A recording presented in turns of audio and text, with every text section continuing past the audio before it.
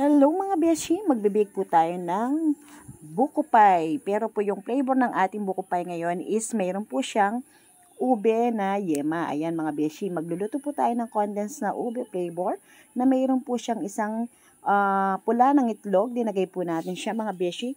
Tapos po ayan, yung pagpapaluto po niyan is parang painhin lang po siya para po hindi siya mabigla at hindi masunog.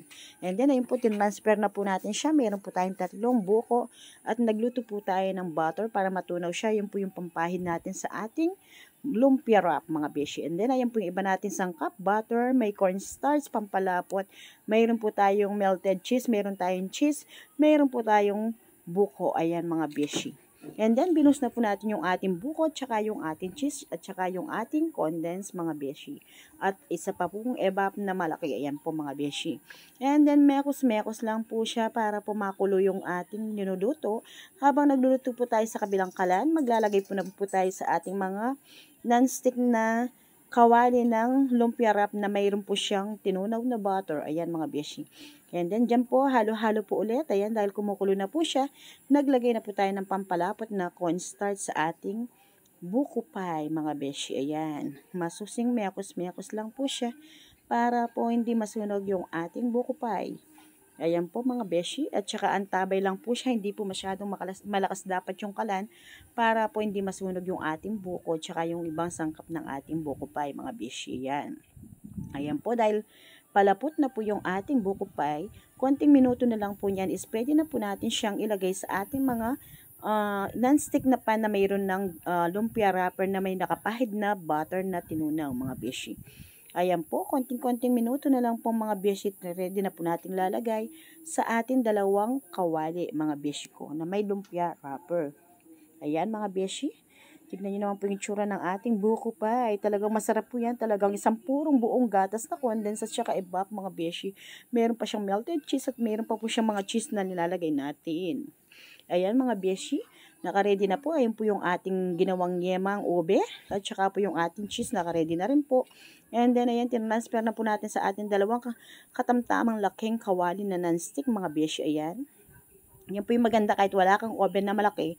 Pwede naman po sa kawali. And then, ayan mga beshi, tinransfer na po natin yung ating yema o ube. Ayan mga beshi. Tapos, lalagyan na rin po natin yung ating mga cheese. Ayan mga beshi.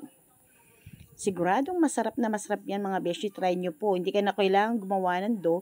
Mayroon ka lang pong maraming lumpia wrapper. Ayan. Mas maraming lumpia wrapper, mas maganda po mga beshi. Para po matigas talagang matigas yung texture ng ating buko pie. Hindi naman po yung matigas na hindi nakakain. Ang ibig lang po sabihin yung pinaka dough niya. Yun yung sinasabi kong titigas ng konti mga beshi. At saka malutong. Ayan mga beshi. Ready na po yan for pahinhin. Papahinhin lang po natin yan mga beshi. And then ayan, tinakpan na po natin siya ng pabalat. Dahil nagkulangan po tayong pabalat. Tig-isa lang po yung takip nila. Mas maganda po. Mas makapal na pabalat na takip. At saka yung nakabalot siya maraming pabalat. Kaso naubusan na po tayo. Kaya yan po mga beshi, isang lagay lang po ng takip ng pabalat mga beshi. And then mga beshi, ayun, dahil binaligtad na po natin siya.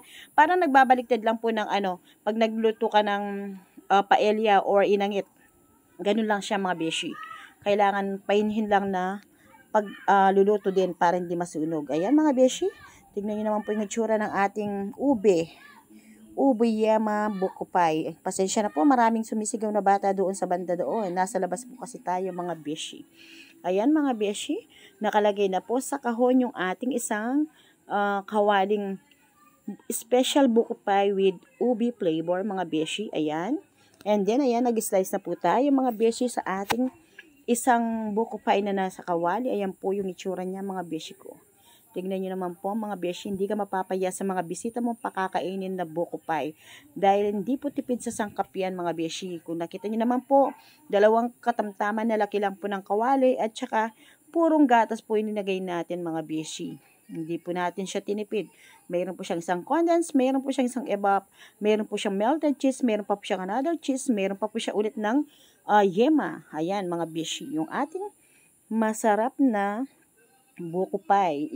Itsura pa lang mga beshi, hindi ka na mapapahiya sa mga bisita mo.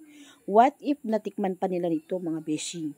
Subukan nyo pong try yan mga beshi. Nakalitaw naman po sa akin mga video yung ating sangkap at saka yung proseso ng aking pagluluto. Sigurado po mga beshi, kayo din masasarapan pagka tinry nyo mga beshi.